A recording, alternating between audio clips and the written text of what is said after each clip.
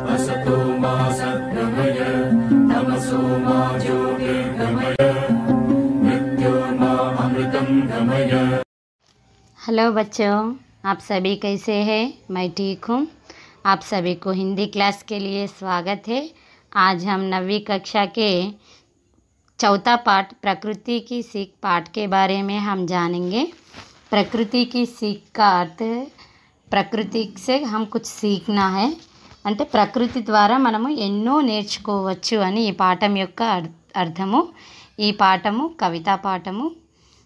ముందుగా మనం చిత్రాన్ని చూద్దాము। इस चित्र में हमें एक समुद्र दिखाई दे रहा है। ఈ చిత్రంలో మనకు ఒక సముద్రం కనిపిస్తూ ఉన్నది। ఈ సముద్రం में कश्ती है। ఈ సముద్రంలో మనకు కశ్ती అంటే ఏంటి? పడవ కనిపిస్తూ ఉంది। इस किश्ती पर कुछ लोग दिखाई दे रहा है। మనకు ఈ పడవలో అంటే ఈ సముద్రంలో కనిపించే పడవలో మనకు కొంతమంది కనిపిస్తూ ఉన్నారు। इस चित्र के अंतर्गत पर कुछ प्रश्न दिए गए हैं। ఈ చిత్రాన్ని ఆధారం చేసుకొని మనకు కింద కొన్ని ప్రశ్నలు ఇచ్చారు। వాటి సమాధానాలను మనం చూద్దాం। पहला प्रश्न देखो बच्चों, चित्र में क्या दिखाई दे रहा है? చిత్రంలో మనకేమి కనిపిస్తూ ఉన్నాయి? चित्र में समुंदर और नाव, 2 लोग, लहरें, आसमान हमें दिखाई दे रहा है। చిత్రంలో మనకు సముద్రము, పడవలో 2 మనుషులు, ఆకాశం, లహరే అంటే అలలు కనిపిస్తూ ఉన్నాయి। दूसरा प्रश्न, वे क्या कर रहे हैं? వారు ఏం చేస్తూ ఉన్నారు? సముద్రంలో మనకు పడవలో 2 మనుషులు కనిపిస్తున్నారు కదా, వారు ఏం చేస్తున్నారు? वे जीवन यापन के लिए मछलियों को पकड़ने के लिए समुद्र को पार कर रहे हैं। వారు జీవన యాపన్ के लिए అంటే వారి జీవనాధారం కొరకు వారు చేపలను పడుతూ ఉన్నారు కదా। ఈ చేపలను పట్టడం కోసం సముద్రంలో వచ్చే అలలను ఎదుర్కొంటూ ముందుకు వెళ్తూ ఉన్నారు।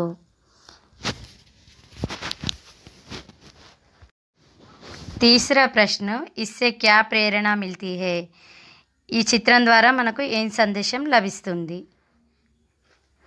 हमें इस चित्र से कितनी भी कष्ट आने पर कष्टों को परवाह ना करके आगे बढ़ने की प्रेरणा मिलती है। మనకు ఎన్ని కష్టాలు వచ్చినా సరే ఆ కష్టాలను లెక్క చేయకుండా ధైర్యంగా ముందుకు సాగాలి, ముందుకు నడవాలి। అలాంటి ప్రేరణ అనేది మనకు ఈ చిత్రం ద్వారా లభిస్తుంది। అలా మనం కష్టాలను ధైర్యంగా ఎదుర్కొన్నప్పుడే మనం ఏదైనా సాధించగలము।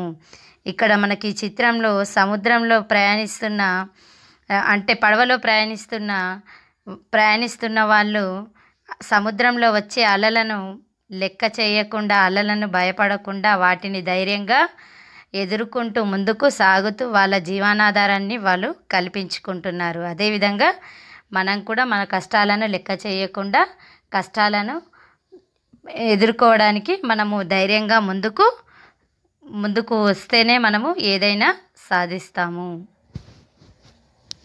उद्देश्य, इस पाठ का उद्देश्य देखो। प्रेरणाप्रद कविताओं का संकलन कर उनका पठन करना।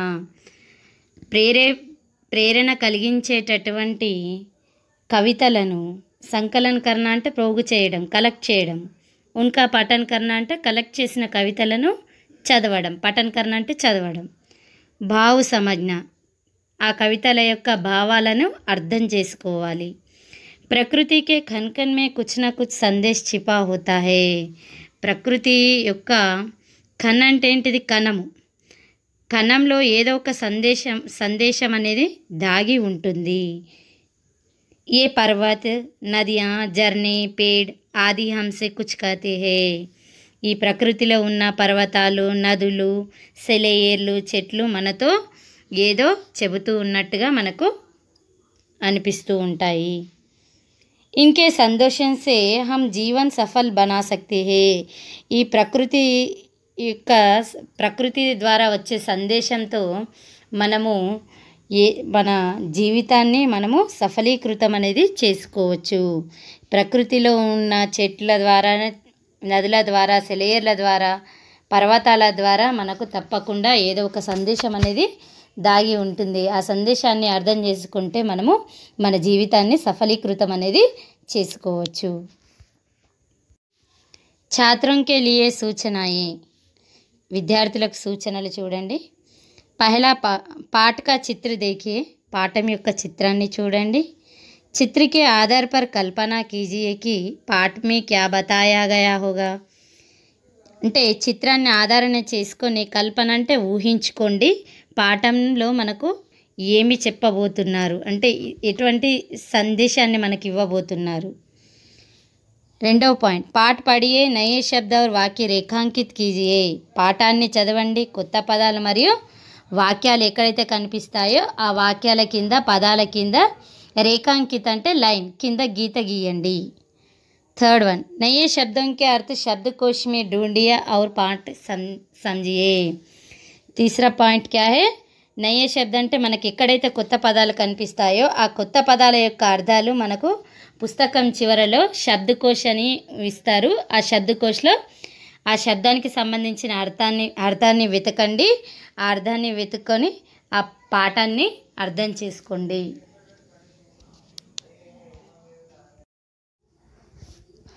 कवि परिचय. गांधीवादी रचनाओं के कवि माने जाने वाले सोहनलाल द्विवेदी का जन्म सन 1906 में हुआ. గాంధీవాది సిద్ధాంతాలుగా పేరుగాంచిన కవి సోహన్లాల్ ద్వివేది యొక్క జన్మము 1906వ సంవత్సరంలో వీరు జన్మించారు. ఇన్కి ప్రముఖ రచనాయే హై, వీరి యొక్క ప్రముఖ రచనలు చూద్దాము. భైరవి, పూజా గీత్, సేవాగ్రామ్, ప్రభాతి, యుగాధార్, కునాల్, చేతన, బాంసురి తథా బచ్చోं के लिए दूध बतासा ఆది.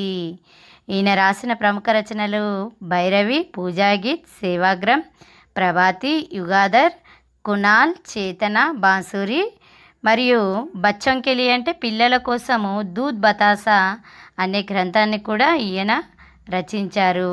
ఆది అంటే మొదలైనవి.